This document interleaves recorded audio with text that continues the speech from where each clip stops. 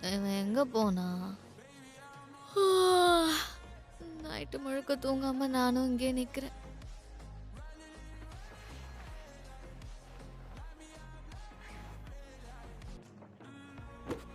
நீ கவலைப்படாத. அவன் வர வரைக்கும் நான் கூட இப்படியே நிக்கிறேன் என்ன? அவன் உன்னை ரொம்ப நேசிக்கிறான்.